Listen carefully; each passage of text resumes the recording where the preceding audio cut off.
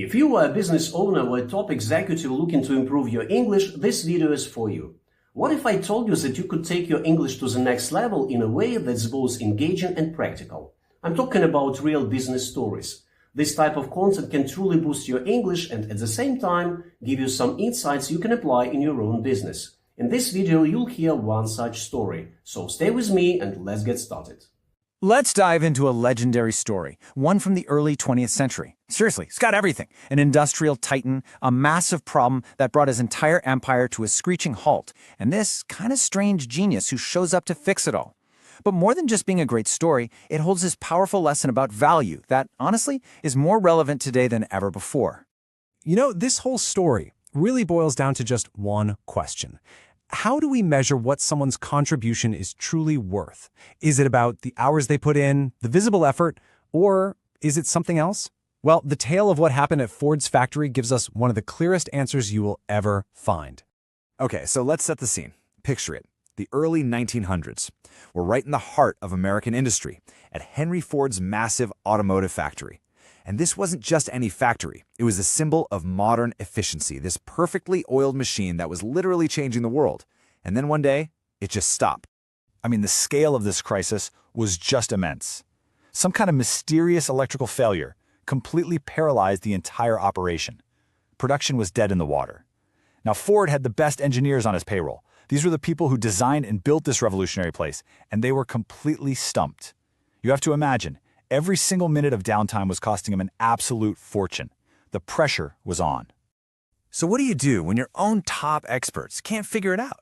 Ford was a guy who prided himself on self-sufficiency, but he was totally out of options. His back was against the wall.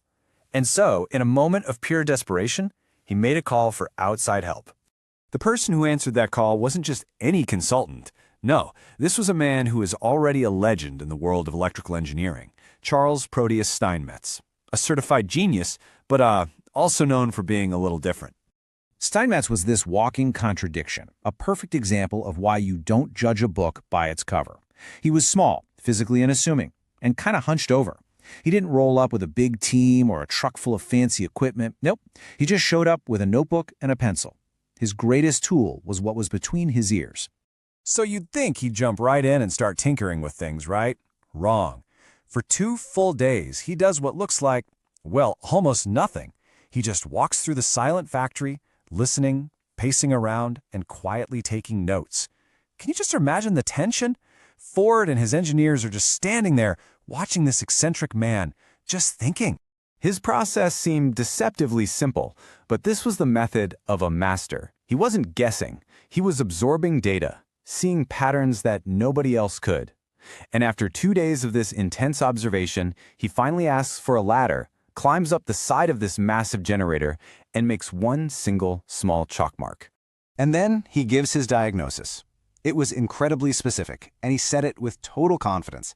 He told the baffled engineers to replace exactly 16 windings from the field coil right at the precise spot where he'd made his mark. Not the whole thing, not a section nearby, just those 16. So the engineers, probably a little skeptical, but hey, what other ideas do they have? They did exactly what he said. They opened up the generator, replaced those specific windings, and threw the switch. And just like that, boom, the entire factory roared back to life. The problem that had stumped an army of experts was solved. Ford was, of course, thrilled. The crisis was over. But the story doesn't end there. Because about a week later, an invoice showed up from Steinmetz, and it created a whole new kind of shockwave back in Ford's office. The bill was for $10,000. Now you have to get this. In the early 1900s, that was an absolutely astronomical sum of money. You could buy several houses for that, and all for what looked like 2 days of walking around and making one little chalk mark. Ford, the master of efficiency, was just stunned. He respected the result, for sure, but he could not wrap his head around the price. So he immediately sent a message back to Steinmetz. He said, "Look, I'll pay, but first, I need a detailed, itemized invoice." He wanted to know exactly what he was paying for. And Steinmetz sent back what might be the most famous invoice in business history. It had just 2 lines. The first item, making one chalk mark on the generator, $1. The second item, knowing where to put it, $9,999. In that single moment, Henry Ford got it. he understood completely. He wasn't paying for the simple act of making a mark. He was paying for the lifetime of experience, of learning, of pure genius that allowed Steinmetz to know the one single place in that massive factory where that mark had to go. The bill was paid in full. Not another word was said. And that's really the core lesson here, isn't it? True expertise isn't measured in hours worked or how busy someone looks. It's about that profound, almost invisible knowledge that makes the right action, the decisive action, possible. It's the ability to solve a super complex problem with a simple, elegant solution that no one else could see. So this leaves all of us with a final question to think about. In your own organization, in your own team, it's pretty easy to see who's busy. But do you know who really has the expertise? Who are the people that, when everything is on the line, know exactly where to put the chalk mark? Because finding and valuing that expertise, well, that is the real lesson of this story. If you enjoyed this video and want to see more real business stories like this, don't forget to like and subscribe. And if you would like to make your English work for your business, then I invite you to my Business English Club for Leaders. Just fill in the form below and I will send you the details.